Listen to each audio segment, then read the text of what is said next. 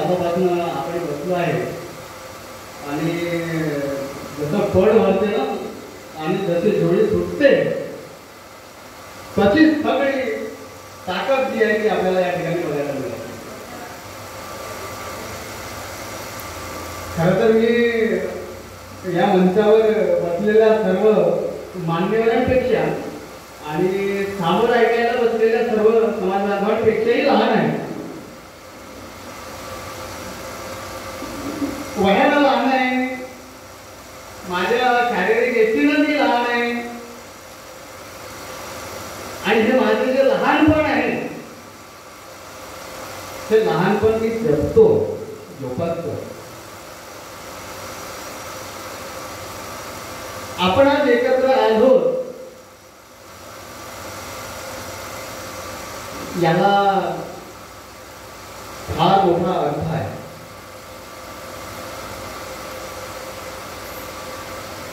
प्रतिमेच्या स्वरूपामध्ये मोठ्या प्रतिभेचे, मोठ्या उंचीचे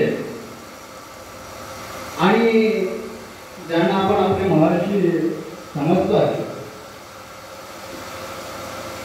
ते आद्यकवी महर्षी वाल्मिकी या देशाच्या, या राज्याच्या एकम प्रवासामध्ये आपल्याला इतिहासाच्या आणि आपल्या अंतकरणातही ते दिसून येतात. ते छत्रपती शिवाजी महाराज या देशाच्या घटनेचे शिल्पकार डॉक्टर बाबासाहेब आंबेडकर ज्याने तुम्हा सर्वांना आणि मला शिक्षणाचे धडे दिले आणि आज आपण बोलतो आहोत, एकमेकांशी संवाद करतो आहोत. ते शिक्षण देणारे फुले दाम्पत्य, महात्मा फुले आणि आमची मोठी माय जिला आपण म्हणतो आहे ती क्रांतिज्योती सावित्रीबाई फुले. आणि या मच्छीमार समाजाला ज्यावेळी कुठलेही आरक्षण नव्हते, आरक्षणाच्या बाहेर असलेला जो समाज होता या समाजाला कुठेतरी आरक्षणाचा लाभ मिळवून द्यावा यासाठी प्रयत्न करणारे महर्षी जतिरामजी दर्वे या सर्व कृतींना मी या ठिकाणी अभिवादन करतोय.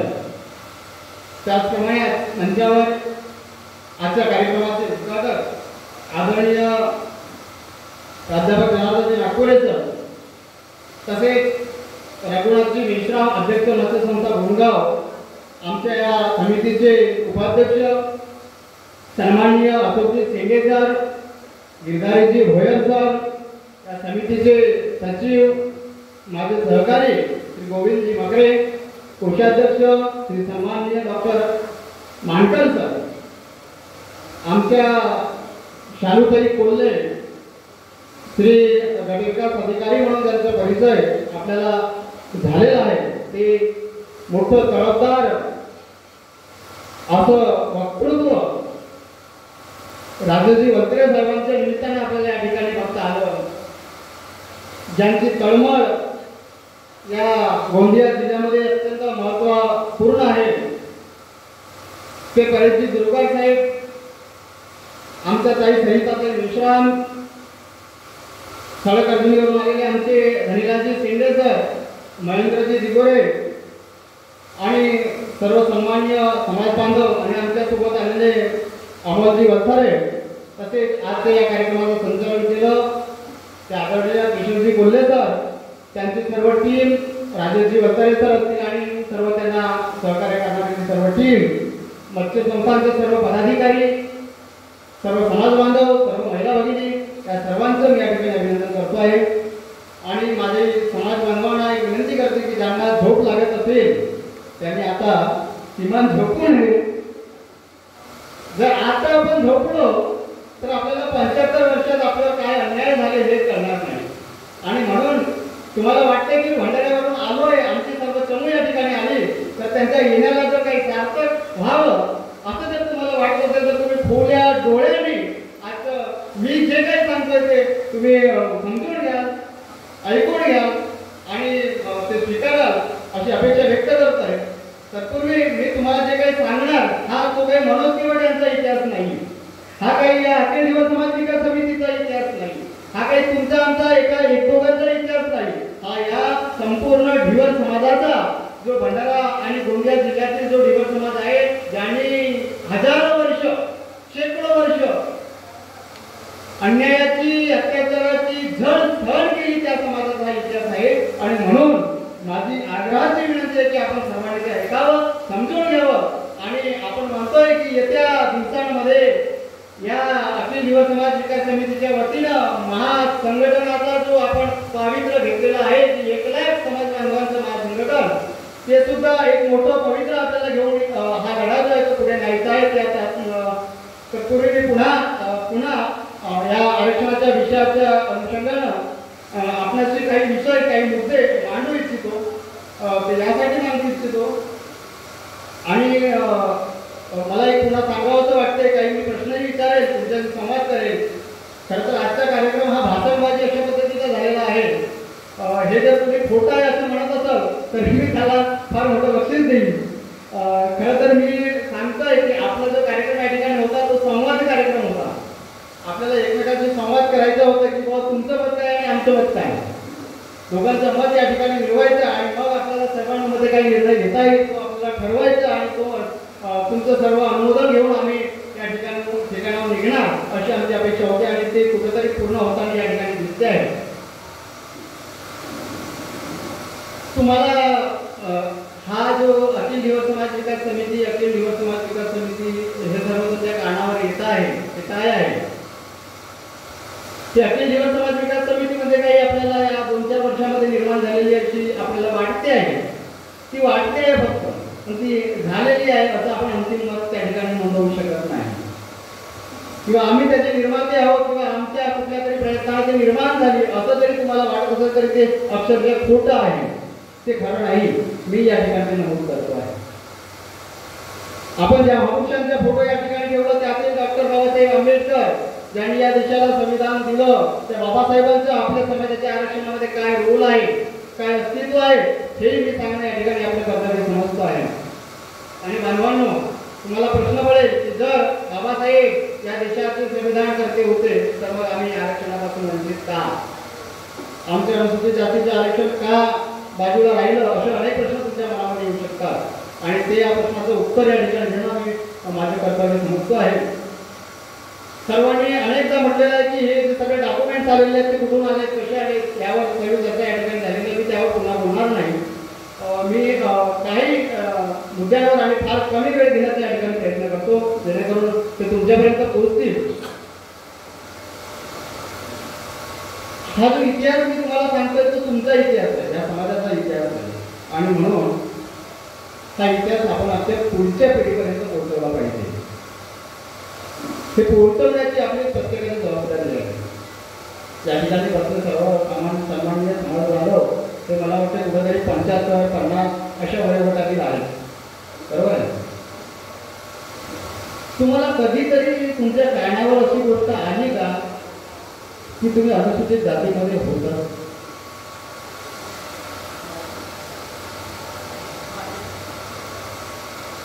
तुम्ही NTB मध्ये आलात किंवा भटक्या विमुक्तांमध्ये आलात हे तुम्हाला कधी माहीत झालं? मला जरा कोणी सांगू शकेल?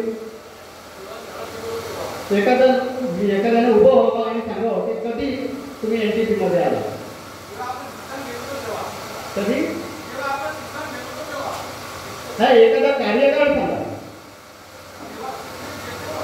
म्हणजे आपण म्हणतोय की बाबा 36ला आम्ही अनुसूचित जातीमध्ये होतो, तर NTB मध्ये आम्ही कधी होतो? कधी आमची एंट्री NTB मध्ये झाली, कधी नॉमिनेटिंग ट्राईब म्हणून आमची एंट्री झाली, असं कोणी सांगू शकेल?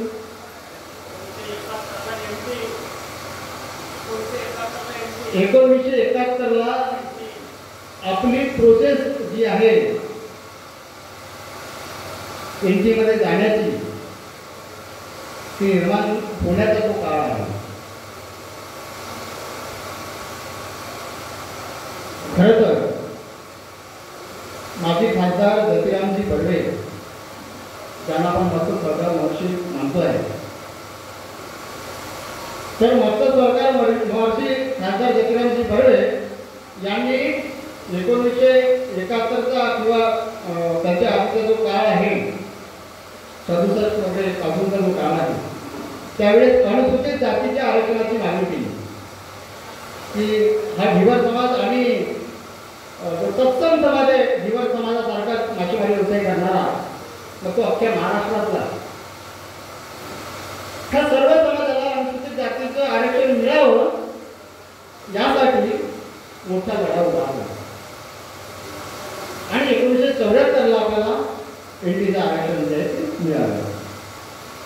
आता मान्य करू की एनटी मध्ये येण्याचा काळ जो आहे हा पण 1965 ते 1980 पर्यंतचा गृहीत धरू. गृहीत धरायला हरकत नाही. त्याआधी आपण कुठं होतो? कोणाला प्रश्न पडतो? ज्या वेळेस आपण एनटीत नव्हतो तेव्हा आपण कुठे होतो? या देशाचा संविधान हा 1950ला लागू झाला आणि 1950 ते 1974 म्हणजे जवळपास 25 वर्ष आपण आरक्षणात नव्हतो. एनटीचे पण नव्हतो, ओबीसीचेही नव्हतो, एसटीचेही नव्हतो आणि एससीचेही नव्हतो. आता मला हे विचारायचं आहे की तुम्ही अंत्योदय कायद्यामध्ये तुमचं नाव आहे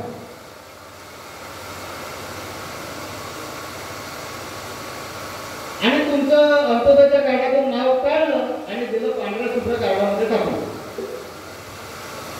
काय होईल? काय होईल? एक चर्चा आपण करूया, एक संवादही करूया आणि काही प्रश्न असतील. मी पुन्हा मोर्दभाजूनी तालुक्यात येईल याची शाश्वती देऊ शकत नाही, पण उद्याचे 3 तास घालवण्यापेक्षा आजचा 1 तास माझ्यासोबत चर्चा करा. मान्य आहे? म्हणून मी तुम्हाला सांगतोय की हा समाज 1950 पासून 74 पर्यंत कुठेही नव्हता. अरे जो समाज 1950 पूर्वी आमच्यापेक्षा सुदृढ होता, समृद्ध होता, ते समाज आरक्षणामध्ये आहे. जो समाज आधीपासूनच दारिद्र्यीत आहे, जो समाज आधीपासूनच दलित आहे, त्या समाजाचा एक भाग जेव्हा आरक्षणाच्या बाहेर सुटतो तेव्हा त्या समाजाची अवस्था काय होऊ शकते हे जर आपण विचार केला पाहिजे. आणि आज तुम्ही जे मागताय ना, ज्या योजना तुम्ही मागताय अन्न वस्त्र निवाराच्या संदर्भानं ही परिस्थिती का निर्माण झाली याची कारणच आपल्या आरक्षणाची भूमिका आहे. तुम्हाला काय घर बांधावं लागतं? कशासाठी घर बांधावं लागतं? घर बांधण्याची तुमची ताकद निर्माण व्हावी असं सरकारला वाटत नाही का? स्वतःचं घर तुम्ही स्वतःच्या कमाईने स्वतःच्या पैशाने बांधावं असं सरकारला वाटत नाही का?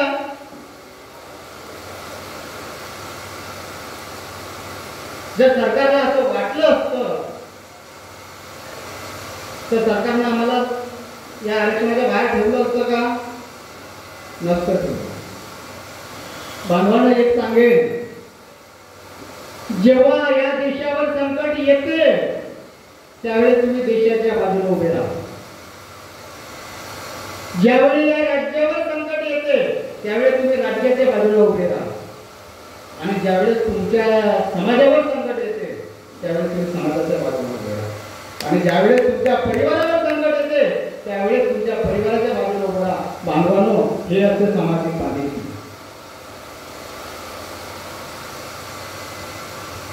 कुठेही जात नावाची गोष्ट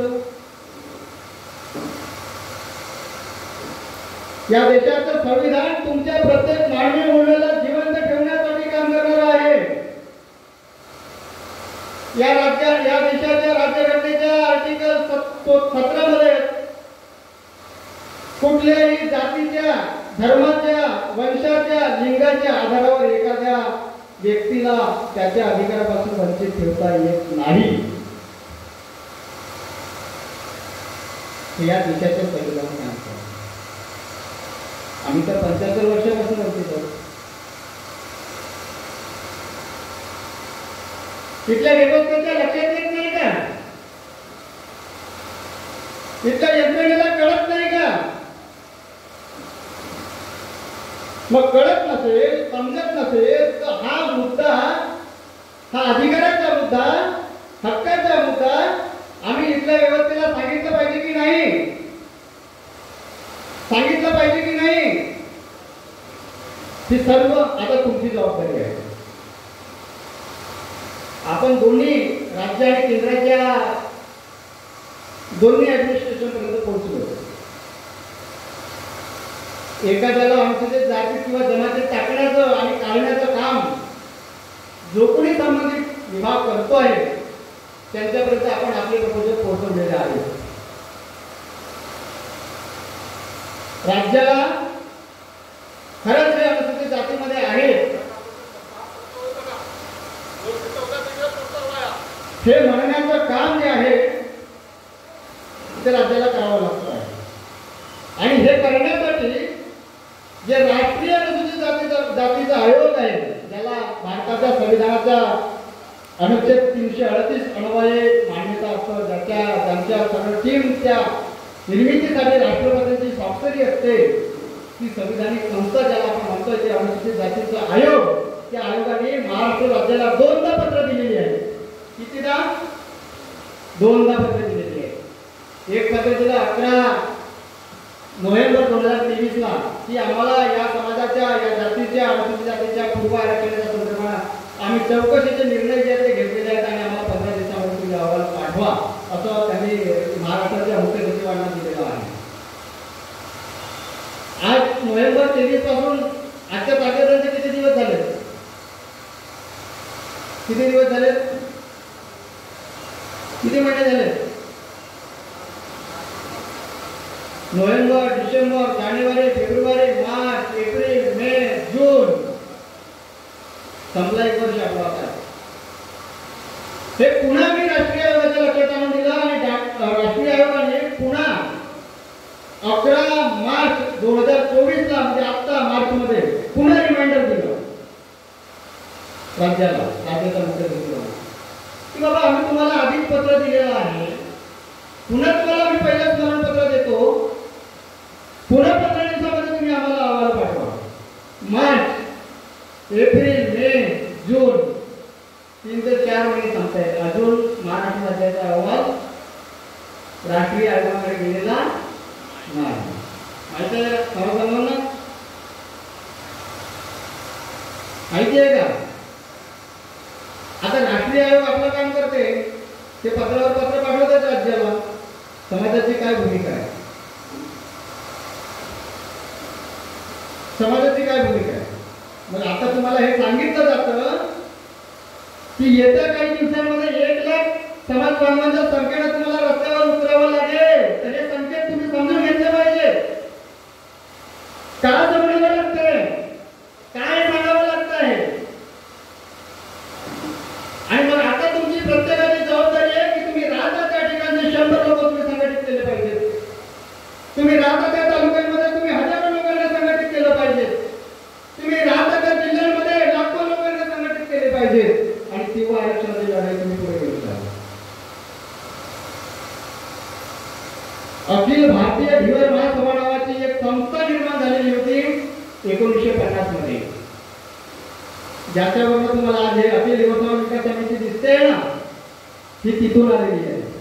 ऑल इंडिया धीवर महासभा, ज्यांनी 49 मध्ये डॉक्टर बाबासाहेब आंबेडकर 1947 ते 51 पर्यंत कायदा मंत्री होते, पहिले कायदा मंत्री.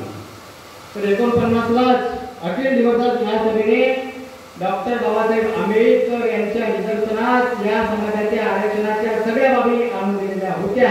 आणि बाबासाहेबांच्या कायदे मंत्रालयाने सर्व राज्यांना पत्र पाठवले की या समाजाचे, या समाजाला एसटी और एसटी म्हणजे अनुसूचित जाती किंवा जमाती जिथं जिथं हा देशातला, या देशातल्या समाजाची, माशिमार समाजाची, करणाऱ्या सर्व डिमार समाजाची संख्या जी आहे ती 5 कोटीच्या अनुषंगाने त्यावेळी शिवबंधूंनी सांगितलं होती. आणि 49ला हे बाबासाहेबांनी त्यांच्या मंत्रालयातर्फे प्रत्येक राज्यांना पत्र दिलेलं आहे की या जमातीच्या, या कम्युनिटीच्या संदर्भात जो अहवाल आहे तो राज्यांकडे मागितलेला आहे. आणि राज्यांनी काय केलं? फक्त प्रलंबित आहे. तर ते बाबासाहेबांच्या पत्राला नाही ऐकले तर ते तुम्हाला ऐकणार आहे का?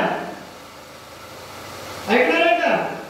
मग हे नोंद पुन्हा 48ला बाबासाहेबांनी त्यांच्या दंडच्या पुस्तकामध्ये घेतली की इथला जो ढिवर समाज आहे तो शेड्यूल कास्ट आहे. बाबासाहेब कुठेच कमी नाही तुमच्या आरक्षणाची बाजू मांडण्यासाठी. तुम्ही बाबासाहेब समजून घेतला की हा मुद्दा आहे. बाबासाहेबांनी तुमच्या आरक्षणात कुठेही काढण्यासारखी केलेली नाही. मुद्दा तो आहे की तुम्ही तुमचे आरक्षण समजून घेतलेला नाही. आणि मग आरक्षणाची चर्चा करताना इतर आमची जी माहिती आहे ती मागे का पडते? कारण आरक्षणाचा विषय इतका सोपा नाही आहे तो आम्ही 2 तासात 4 तासात समजून घेऊ शकतो. आम्हाला मुरावं लागेल, कधी कधी दिवस रात्र त्याच्यात आम्हाला मुरावं लागेल. आणि ही तयारी तुम्हाला करून घ्यायची आहे भगवान, एक लक्षात घ्या. आणि म्हणून आम्ही म्हणतोय, ओरडू तुम्हाला सांगतोय की आता जे आपल्याला हे आरक्षण मिळालेलं आहे ते काही 75 वर्षाचा अन्यायाची गोष्ट नाहीये. ही हजारो वर्षाचा अन्यायाची गोष्ट.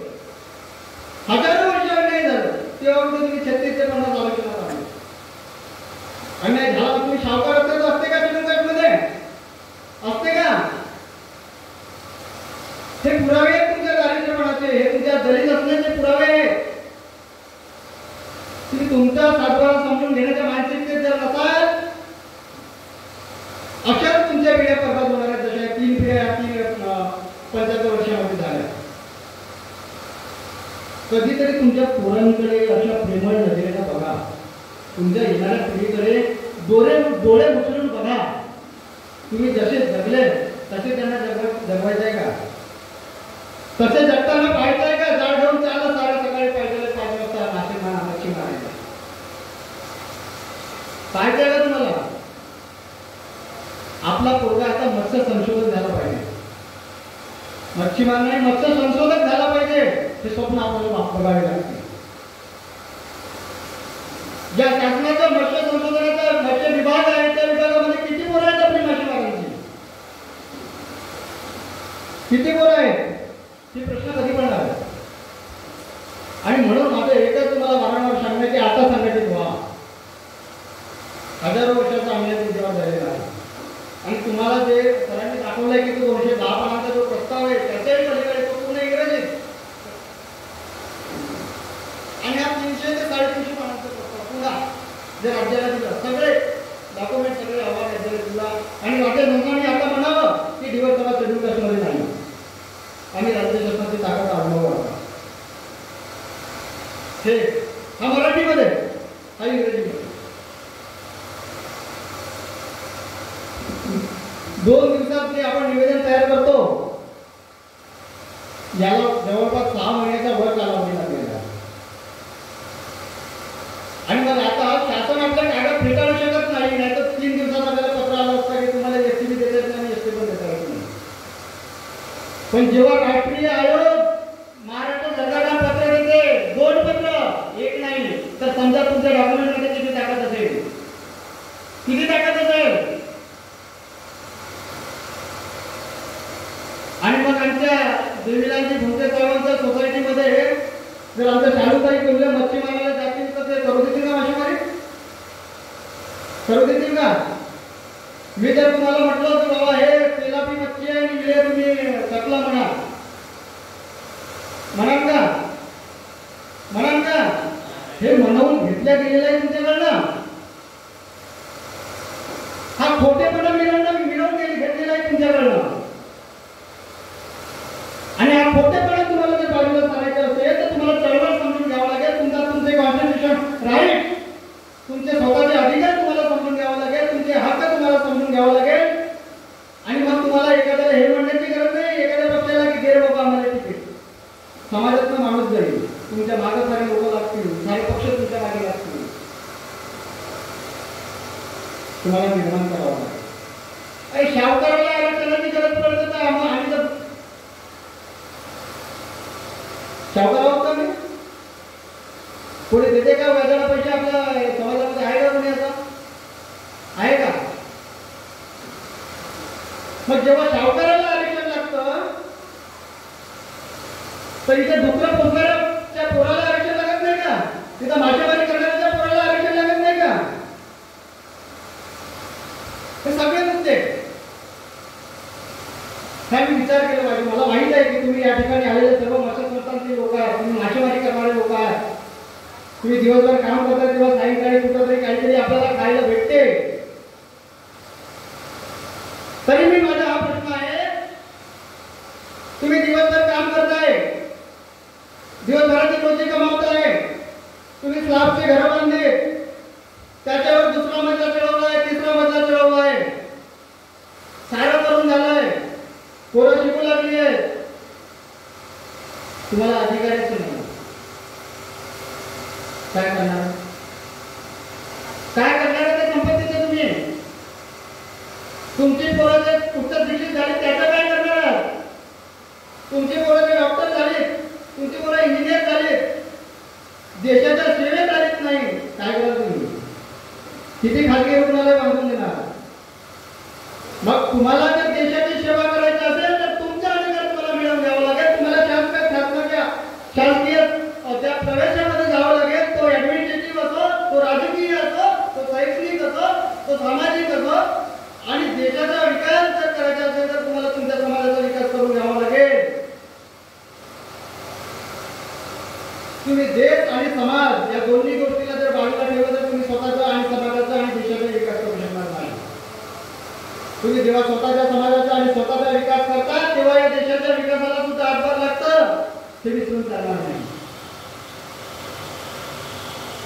आणि म्हणून येत्या 2 महिन्यामध्ये मी म्हटलं की 10 ऑगस्टला जो ऑर्डर 1950 ला आला त्या ऑर्डरमधून आपण बाहेर पडलो आणि ती 10 ऑगस्ट नावाची तारीख फार जवळ येते आहे.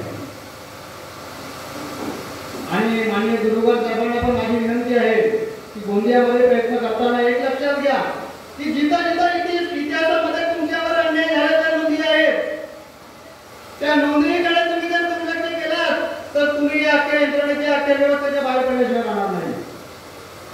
आणि इतिहासाच्या पानावर तुम्हाला पोट ठेवून तुमचा लढा जर पुढे नेता आला तर तुम्ही या लढ्याला सांभाळू शकणार नाही. इतकी ताकद तुमच्या समाजाची निर्माण होईल आणि निर्माण झाल्याशिवाय राहणार नाही या ठिकाणी सांगतो. आणि म्हणून मी वारंवार तुम्हाला आवाहन करतो, वारंवार तुम्हाला संघटित होण्यासाठी विनंती करतो. तुम्ही धमकी समजा, माझा अहंकार समजा, काय समजायचं ते समजा, पण मानवानं तुम्ही एकत्रित या. आणि आज मी जे बोलतोय की माझ्या 2 पिढ्यांनी काय केलं, उद्या माझी पिढी मला विचारेल की तू काय केलं, उद्या तुमची पुढची पिढी तुम्हाला विचारेल की तुम्ही काय केले. आता स्वातंत्र्याचा कालखंड लोक विसरत चालले हे आपण बघतो आहे. आज नव्यानं गांधीजी सांगण्याची गरज पडते आहे लोकांना, नव्यानं महात्मा सांगण्याची गरज पडते आहे, नव्यानं बाबासाहेब सांगण्याची गरज पडते आहे आणि नव्यानं संविधान सांगण्याची सुद्धा गरज पडते आहे. आणि म्हणून या देशातला जो संविधान आहे जे आपण म्हणतोय की 1949 ला तो लागू झालाय, तर बांधवांनो हे विचार घ्या की त्याची एंट्री जी आहे ती कुठं आधीच झालेली होती. म्हणजे आमचे प्राध्यापक डॉक्टर एवढे दुष्पदारे सर जे म्हणतायत 1950 संविधान निर्मिती ही घटना जर मला समजून घ्यायची असेल तर ब्रिटिश शासनाने जो संविधान निर्माण केला 1935 तो आम्ही समजून घेतला पाहिजे. आणि मग शेड्यूल कास्टची लिस्ट ही 1950 ला तयार झालेली नाही,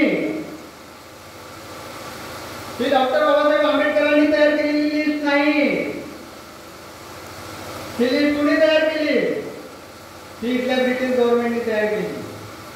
आणि ही लिस्ट मान्य करण्यासाठी महात्मा गांधी आणि डॉक्टर बाबासाहेब आंबेडकर यांना विचारण्यात आले की खरंच याला मान्यता देता येईल तेव्हा बाबासाहेब आणि महात्मा गांधी या दोघांची त्या देशाला मान्यता होती आणि तीच लिस्ट 1950 पर्यंत कार्यरत होती ज्याला आपण आज शेड्यूल कास्ट म्हणतोय. ती शेड्यूल कास्ट 50 ला आलेली लिस्ट नाही आहे, ती 35 ला आलेली लिस्ट आहे. आणि 35 च्या आधी मग रिझर्वेशन नव्हतं का? 35 च्या आधी आरक्षण नव्हतं का? तर होतं. त्याला शेड्यूल कास्ट हे नाव होतं, त्याला डिप्रेस क्लास हे नाव होतं. आणि मग डिप्रेस क्लासचं शेड्यूल कास्ट झाले आणि मग शेड्यूल कास्ट 50 पर्यंत आली. 50 ला आर्टिकल 41 आणि 42 या 3 आर्टिकल मध्ये त्याला मान्यता आली आणि शेड्यूल कास्ट शेड्यूल ट्राईब त्यात संविधानिक कॅटेगरीज आहे ज्याला कुणाचे हात लावण्याची ताकद नाही. आणि म्हणून तुम्हाला कॉन्स्टिट्यूशनल दर्जा घ्यायचा असेल तर तुम्हाला तुमचं आरक्षण तुमचं जे होतं ते आरक्षण तुम्हाला मागावं लागतं. आपण पूर्ववत करा असं म्हणतोय, आपण नव्याने द्या असं म्हणत नाही. कारण त्याच जाती 1950 ला ज्या होत्या त्या ज्या 35, 36 ते 50 पर्यंत होत्या, जे 14 ते 15 वर्ष शेड्यूल कास्ट आणि डिप्रेस क्लासचं जे रिझर्वेशन घेतलं जवळपास 20 वर्षाचं रिझर्वेशन होत आहे. आणि तीच कास्ट तीच शेड्यूल कास्टची लिस्ट जशी तशी कॉपीराईट 1950च्या भारतीय संविधानामध्ये आलेली आहे. आणि म्हणून आपलंही म्हणणं तेच आहे की जे होतं आपल्याला तेच पाहिजे. एवढंच या ठिकाणी मी बोलतो आहे. पुन्हा तुम्हाला संघटित होण्यासाठी मी तुम्हाला आवाहन करतो, विनंती करतो आहे. आणि म्हणून मी तुम्हाला म्हणतोय की आपली जी हातवर करण्याची परंपरा आहे ना, सांगा रे कोणाला पाहिजे अनुसूचित जातीचं आरक्षण, करे हातवर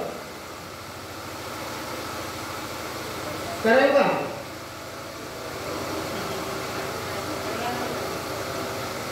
असं म्हणणाऱ्याला तुम्ही चांगलं जबाबदार ज्यांना हातवर करा असं म्हटलं ना त्याची भूमिका समजून घ्या. अरे हातवर करून तुम्ही आम्हाला आरक्षण वाटतं का? आमच्या कॉन्स्टिट्यूशनल राईट आहे, संविधानाने दिलेलं आहे. बाबासाहेबांनी आमचे आरक्षण वाचवण्यासाठी प्रयत्न केला 49 ला. सारी पत्र दाखवा त्यांना कधीतरी. बाबासाहेबांचं द अनटचेबल नावाचं पुस्तक वाचायला सांगा, आम्ही आहोत की नाही. कोण विरोध करणार आहे तुमचा? ताकद आहे बाबासाहेबांचा विरोध करण्याची कोणाची आहे का? तुम्हाला तुमचा बाबासाहेब समजून घ्यावा लागेल. आणि म्हणून डॉक्टर बाबासाहेब आंबेडकर समजून घेतल्याशिवाय आपल्याला आपलं आरक्षण समजणार नाही, आपल्याला आपलं रिझर्वेशन समजणार नाही. आणि म्हणून मी तुम्हाला वारंवार हे सांगतोय की आता तरी संघटित व्हा आणि या लढ्यामध्ये सहभागी व्हा. एवढंच मी या ठिकाणी बोलतोय. जय हिंद, जय भीम, जय महाराष्ट्र.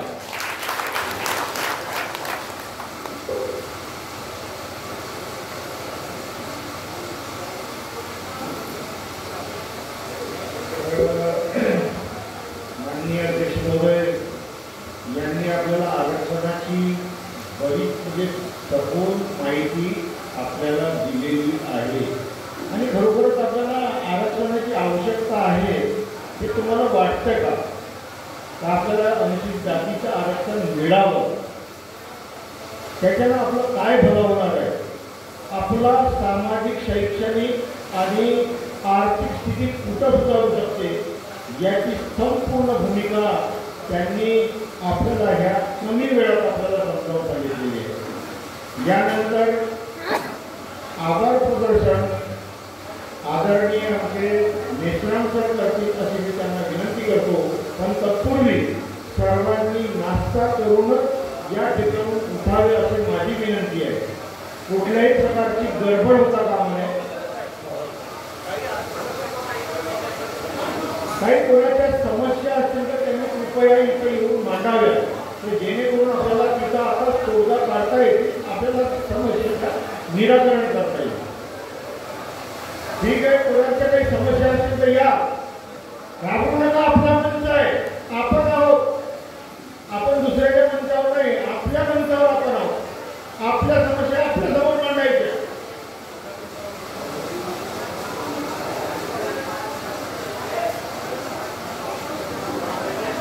हॅलो.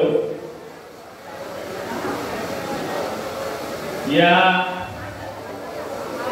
आरक्षणाबाबत सविस्तर माहिती आपल्या अखिल ढेवर समाज विकास समितीचे अध्यक्ष यांनी सविस्तर असं या ठिकाणी मार्गदर्शन केलेलं आहे आणि त्याच्यातून पोटतिडकीनं त्यांनी जो 3 वर्ष या समितीच्या माध्यमातून सखोल असा अभ्यास केलेला आहे तो आपल्या समोर त्यांनी मांडण्याचा प्रयत्न केला आणि अपेक्षा व्यक्त केली की हा जो विषय आहे हा घराघरात पोहोचला पाहिजे, येणाऱ्या पिढीनं समजून घेतला पाहिजे की जेणेकरून जे होतं आपलं ते आपल्याला मिळालं पाहिजे। या कार्यक्रमाच्या अनुषंगाने आजच्या कार्यक्रमाचे आभार प्रदर्शन सर्वांना विनंती आहे की त्यांनी नाश्ता घ्यावं आणि आपल्या जागेवर बसावं। कृपया गोंधळ करू नये किंवा गडबड करू नये। आजच्या कार्यक्रमाचे आभार प्रदर्शन सन्माननीय रविकुमार मेश्राम हे करतील अशी मी त्यांना